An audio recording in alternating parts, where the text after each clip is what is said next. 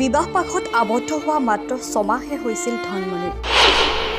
কিন্তু নিয়তিৰ নিষ্ঠুৰ পৰিহাস ওৰাং ৰাষ্ট্ৰীয় উদ্যানত নৰসাধকৰ হাতত প্ৰাণ গ'ল ধনমণিৰ কোনে কাক দিব সান্তনা ধনমণিক হেৰুৱাই এতিয়া কান্দোনত ভাগি পৰিছে সকলো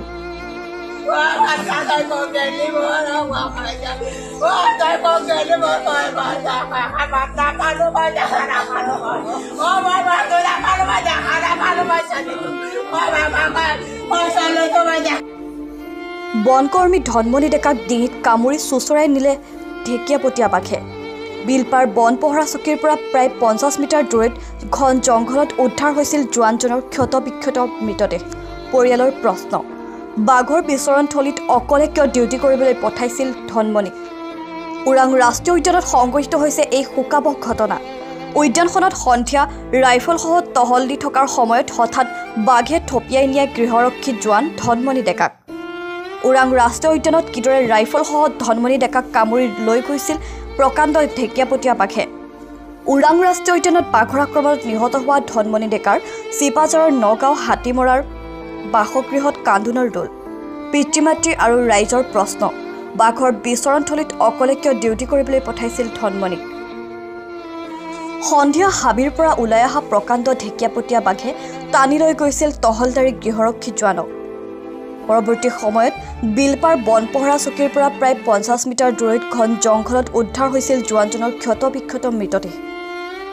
জোৱানজনৰ সৰ্বশৰীৰত বাঘৰ আক্ৰমণৰ চিন বাঘে আক্ৰমণ কৰি জংঘলৰ মাজলৈ লৈ গৈছিল জোৱান ধনমণি ডেকাক সহকৰ্মী শ্বাহজামালে শুনা পাইছিল বাঘৰ গোচৰণি ইয়াৰ পাছতেই হাহাকাৰ লাগিছিল বনকৰ্মীৰ মাজত দীৰ্ঘ সময় বিচাৰ হোচাৰৰ অন্তত বনাঞ্চলত উদ্ধাৰ হৈছিল ধনমণিৰ মৃতদেহ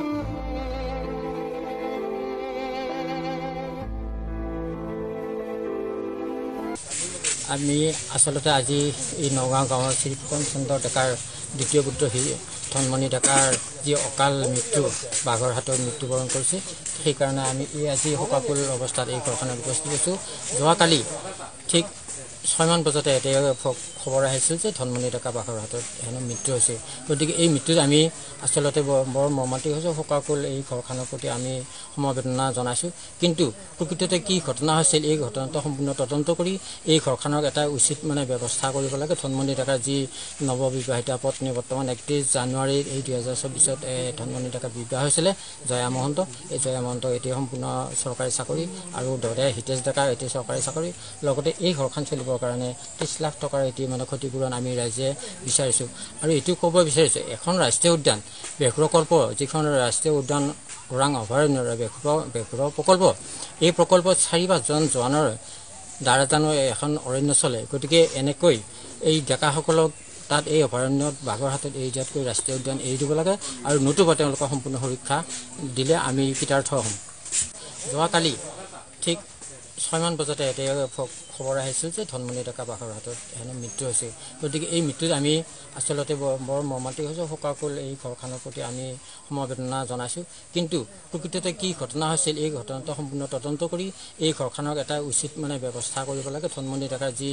নৱবিবাহিতা পত্নী বৰ্তমান 31 জানুৱাৰী এই 2024ত ধনমণি ডেকাৰ বিবাহ হৈছিলে জয়া মহন্ত এই জয়া মহন্ত এতিয়া সম্পূৰ্ণ চৰকাৰী চাকৰি আৰু দৰে হিতেশ ডেকাৰ এতিয়া চৰকাৰী চাকৰি লগতে এই ঘৰখন চলিবৰ কাৰণে 30 লাখ টকাৰ এতিয়া ক্ষতিপূৰণ আমি ৰাইজে বিচাৰিছোঁ আৰু এইটো ক'ব বিচাৰিছোঁ এখন ৰাষ্ট্ৰীয় উদ্যান বেঘ্ৰকল্প যিখন ৰাষ্ট্ৰীয় উদ্যান ওৰাং অভয়াৰণ্যৰ বেঘ্ৰ প্ৰকল্প এই প্ৰকল্পত 4-5 জন জোৱানৰ দ্বাৰা জানো এখন অৰণ্য চলে গতিকে এনেকৈ এই ডেকাসকলক তাত এই অভয়াৰণ্যত বাঘৰ হাতত এৰি দিয়াতকৈ ৰাষ্ট্ৰীয় উদ্যান এৰি দিব লাগে আৰু নতুবা তেওঁলোকক সম্পূৰ্ণ সুৰক্ষা দিলে আমি কৃতাৰ্থ হ'ম যদিও ভয়ানক আছিলে তথাপিতো আমাৰ সেইখিনি সময়ত ভয়টো আমাৰ কাৰো মনত অহা নাছিলে বিশেষকৈ আমি এইটো হিচাপত তাক বিচাৰিছিলো যেন সি জীয়াই আছে বা আমি তাক বিচাৰিলে আমি তাক পাম আমি সেইটো এটা আশাতে আমি সকলোৱে তাক বিচৰা হৈছিলে কিন্তু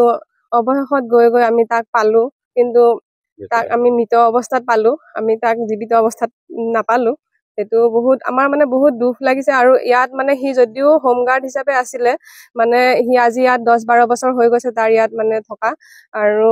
বাকি আমাৰ হোমগাৰ্ডৰ কেনেকুৱা গমে পায় 6 মাহ আহে 6 মাহত গুচি যায় আজি বহুত পুৰণা ষ্টাফ আছিলে সি আৰু যদি আমাৰ অফিচিয়েল যদি কিবা কাম হয় ধৰক কিবা চেঞ্চাছে হওক বা যিকোনো কামত মানে আমি তাৰ নামটো আগতে ৰাখোঁ ধনমণি বুলি ক'লে। আৰু মানে কামৰ ফালৰ পৰা বহুতখিনি মানে সি আগভাগ লোৱা আছিলে আৰু বহুতখিনি সাহসীও আছিলে। আপোনালোকে হয়তো গম পায় যোৱা কেইদিনমান আগত ঢিঙত যিটো বাঘ মানে ধৰিলে, তেতিয়াও সি তাতে আছিলে। সেই বাঘ ধৰা সময়তো সি তাতে আছিলে। তাৰ পৰা আহি আজি কেম্পত সি এতিয়া মানে ডিউটি কৰি থকা অৱস্থাত এনেকুৱা এটা ঘটনা হৈ গ'ল। আমি অতিকে সকলোৱে শোক প্ৰকাশ কৰিছোঁ আৰু ঘৰৰ মানুহখিনিকো যাতে সেইখিনি ধৈৰ্য ধৰিবলৈ ভগৱানে তেওঁলোকক মানে সাহস দিয়ক, সেইখিনি কামনা কৰিছোঁ। নিশ্চয় যথেষ্ট শোকৰ ছাঁ পৰিছে। সকলোৰে মনত এটা বহুত ডাঙৰ দুখ।